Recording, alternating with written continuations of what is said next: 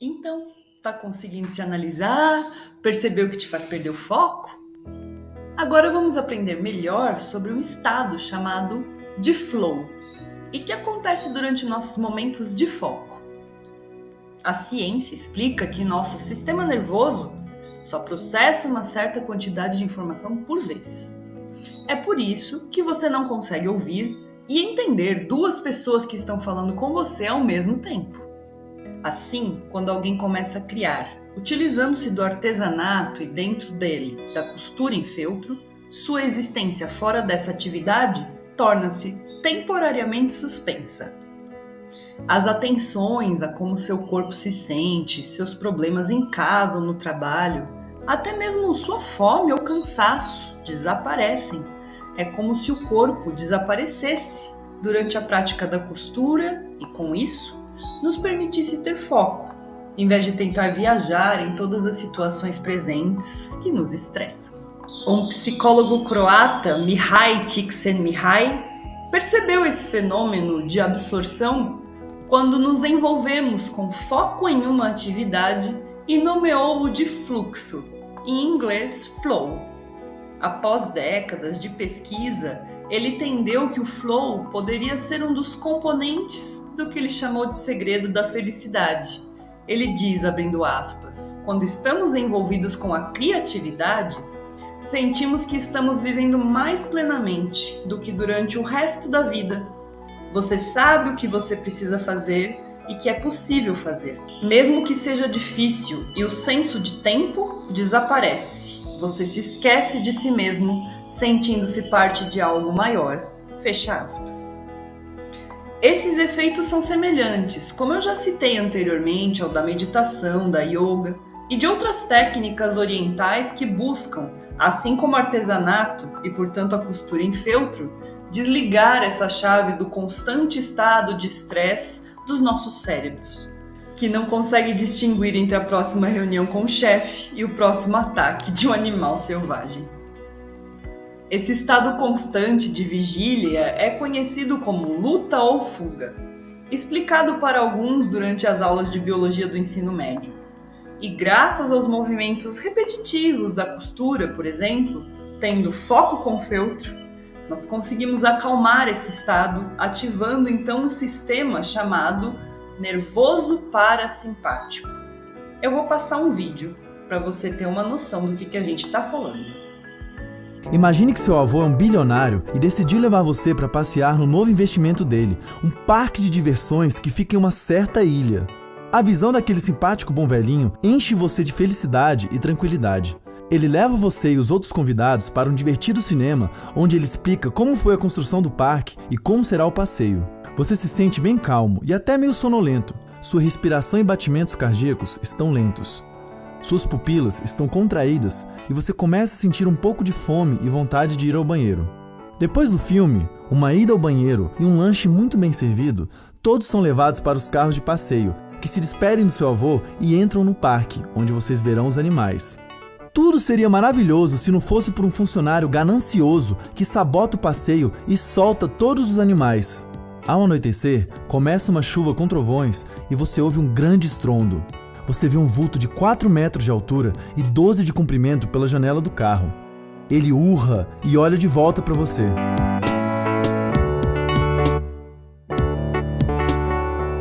Esquecendo que um dia você já foi corajoso, você sente seu coração acelerar. Sua respiração fica pesada. Sua pele fica branca e você sente o suor começando a escorrer na sua testa. Apesar do escuro, você enxerga bem à sua volta e tanto o seu corpo como sua mente parecem funcionar mais rápido. Antes mesmo de se recuperar do susto e pensar em uma rota de fuga, seu corpo já se mobilizou para lutar pela sua vida.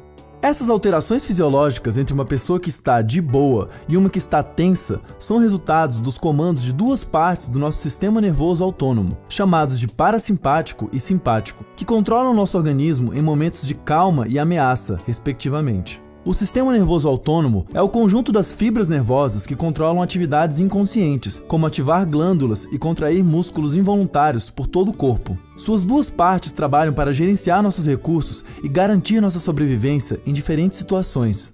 Quando nos sentimos seguros, o sistema parasimpático mantém o sistema circulatório e respiratório em ritmo lento. Por outro lado, os sistemas digestório e excretor funcionam muito bem.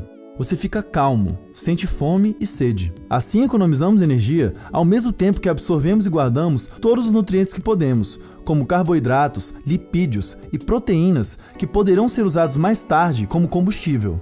Esses nutrientes estarão à disposição quando você precisar. Por exemplo, se você perceber um dinossauro vindo na sua direção. Nesse caso, uma área cerebral chamada amígdala é ativada, compara as informações do ambiente com memórias suas e gera emoções. Em caso de medo ou ameaça, o sistema nervoso simpático é ativado, libera adrenalina e estimula seu corpo a trabalhar mais rápido. Seu coração acelera para circular nutrientes e gases mais rápido, e seus pulmões dilatam para fazer mais trocas gasosas. Os vasos da sua pele são contraídos e o sangue é direcionado para os seus músculos e órgãos internos que vão precisar de abastecimento rápido. Por isso, depois de um susto, você fica agitado, ofegante e com a pele pálida. Mesmo no escuro, você enxerga melhor, pois suas pupilas dilatam e seu sistema visual consegue captar mais luz. Você pensa mais rápido também, seus neurônios ficam mais sensíveis, deixando seu raciocínio e sentidos mais aguçados. É hora de analisar o ambiente e pensar em uma rota de fuga. Na hora de agir, você se torna um atleta. Os comandos cerebrais são intensos e seus músculos trabalham juntos com força total. Seu corpo aquece com a atividade e você começa a suar como um mecanismo de refrigeração. Seus músculos e cérebro são bem abastecidos, pois seu fígado e tecido adiposo quebram e liberam suas reservas de carboidratos e gorduras no sangue. Ir ao banheiro agora? Nem pensar. Tirando os casos em que um espasmo de susto libera alguma coisa, causando um acidente desagradável, não é hora de parar. Seus rins e intestinos desaceleram e você praticamente suspende a produção de urina e fezes. Infelizmente, não conseguimos manter esses superpoderes por muito tempo. Os custos energéticos são tão grandes que rapidamente precisamos parar para descansar e repor as energias. Mas mesmo assim, esse mecanismo foi uma grande vantagem evolutiva. Com o sistema de resposta rápida de gestão de energia e atividade, nosso sistema nervoso pode se ajustar às mudanças ambientais e responder a ameaças. Você não vai precisar gastar tanta energia para curtir, compartilhar o nosso vídeo e se inscrever no nosso canal, então manda ver!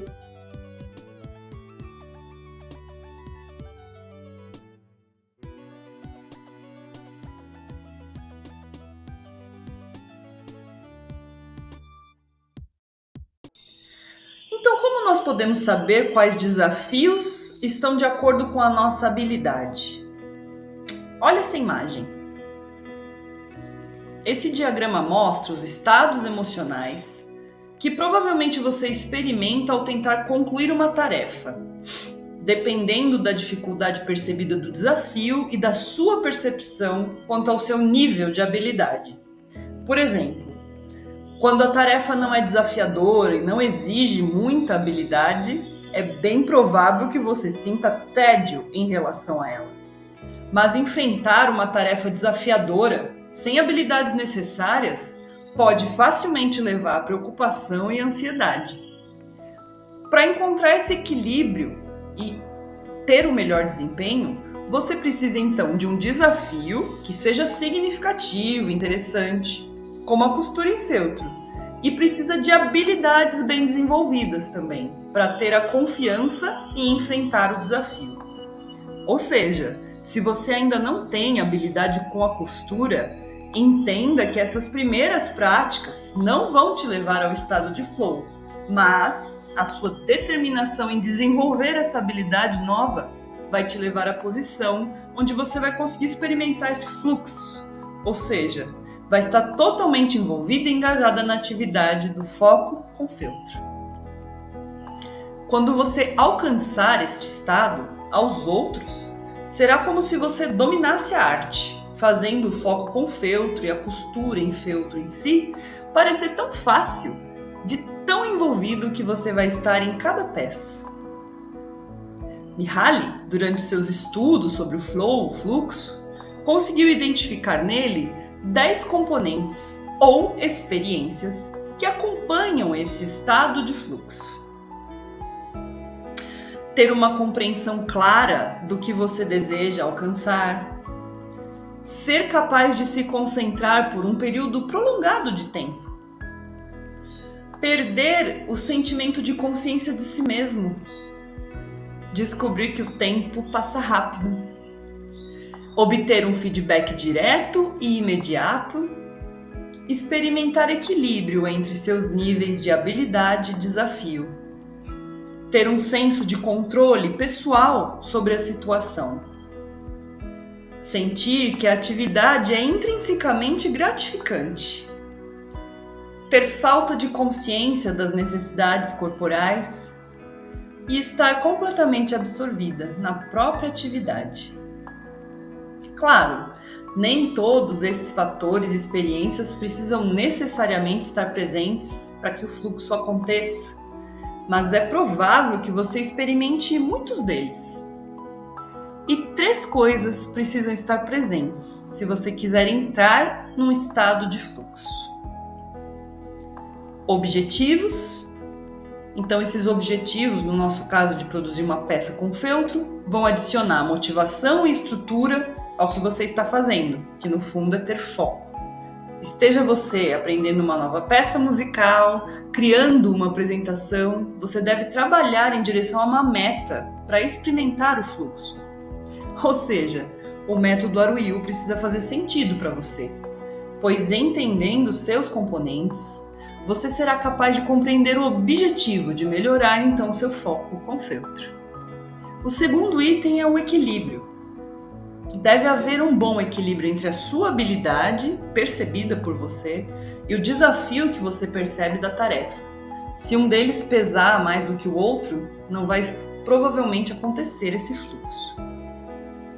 E por fim, o retorno. Você deve ter um feedback claro e imediato, para que possa fazer mudanças e então melhorar o seu desempenho.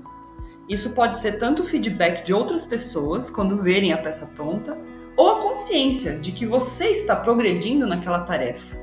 Por isso, o artesanato, e entre eles a costura em feltro, é uma ferramenta potente para alcançar esse estado de fluxo. Porque a cada laçada que você dá com agulha e linha tem um retorno e percebe o quanto você está próximo do produto final. E não desespere caso a recompensa demore um pouco. Procure transformar a própria atividade em si numa recompensa parcialmente antecipada. Portanto, quando estamos diante de alguma atividade e ficamos estressados ou entediados, podemos ter quase certeza de que não há equilíbrio entre as habilidades e os desafios. Seja porque não enxergamos nossa capacidade em realizar aquele desafio, seja porque não nos habilitamos para ele. Fato é que nenhuma mudança de atitude vai ocorrer sem um gasto energético, mental. Você se lembra de um vídeo passado, quando eu comentei sobre ser algo fisiológico? O nosso corpo quer realizar tudo possível com o menor gasto energético. Isto, algumas vezes, nos força a ficar nas mesmas situações de ansiedade, falta de foco, depressão, entre outros. Por isso a importância de praticar a autoanálise, citada tanto anteriormente. E vamos seguindo. Me dá um retorno de como estamos, hein? Se tem algo mais que eu possa aprofundar, discorrer. Agora, que você entende um pouco melhor sobre o fluxo e os gastos energéticos advindos do sistema nervoso, vamos na próxima aula entender melhor alguns mecanismos de recompensas que o cérebro busca. Sempre relembrando, estou deixando conteúdo aqui na lateral como leitura complementar, indicando sempre a você que leia. Até lá!